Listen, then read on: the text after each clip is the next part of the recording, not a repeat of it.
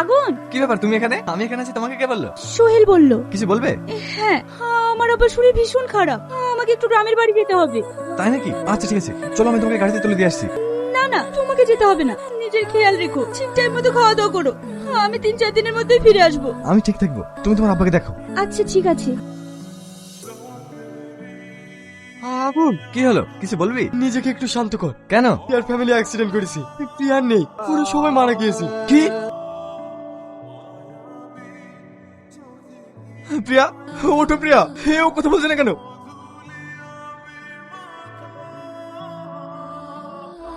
পাগলামো করিস না, খেয়ে নে, তোকে তো বাঁচতে হবে নাকি? আমরা বুঝতে পারছি আপন মানুষ হারানোর যন্ত্রণাটা কি, কিন্তু তোকে তো বাঁচতে হবে। বল। আমি বাঁচতে চাই না, আমি বাঁচতে চাই না, আমার সব শেষ হয়ে গেল। এখানে কি করে বলতো? এদিকে বাড়ি থেকে ফোন করছে, আমাকে চলে যেতে হবে। একে ভাই এই অবস্থায় রেখে কি করে যায়? তুই এক কাজ কর, আমি শুনেছি তোদের জয়েন্ট ফ্যামিলি, একে তোদের বাড়িতে নিয়ে যা, তোদের সাথে কিছুদিন থাকলে ওর মনটা চেঞ্জ হয়ে যেতে পারে।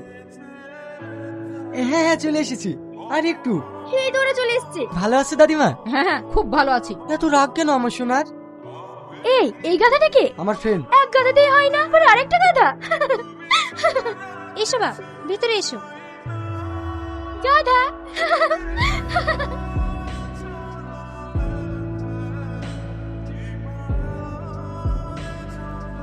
সমস্যা কি তোমার? ইডিয়েট কোথাকার। আমার গায়ে হাত তোলা?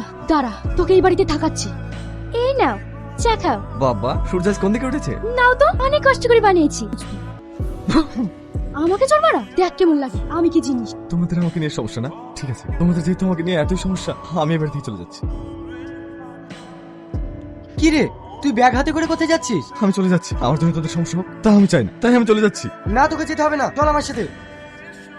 নিশ্চয় তোরা কিছু করেছিস, নাহলে এভাবে হঠাৎ করে চলে যেতে চাইবে কেন? তোদেরকে আমি কতবার বলেছি তুই ডিস্টার্ব করবি না? ও এই বাড়িতে আসতে চাচ্ছিল না, আমি ওকে জোর করে নিয়ে এসেছি। ভেবেছিলাম এই বাড়িতে ও কদিন থাকলে ওর মনটা ভালো হয়ে যাবে, আর তোরা যা লাগিয়েছিস। কি হয়েছে ওর? ওর বুকের পাঁজরটাই ভেঙে গিয়েছে, ওর বেঁচে থাকার ইচ্ছাটাই হারিয়ে গিয়েছে।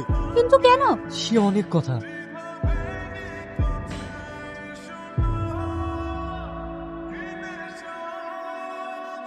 তাই বন্ধুদের কথায় ও এখানে ভালো থাকবে বলে আমি দায়িত্ব করে নিয়ে এসেছি। এখন যদি তোরাও এইভাবে জ্বালাস তাহলে ও কিভাবে থাকবে? সরি ভাই, আমরা এসব কিছু জানতাম না, আমরা একটু মজা করছিলাম। ওর লাইফে এত কিছু ঘটে গেছে, আমরা তো কিছুই জানতাম না।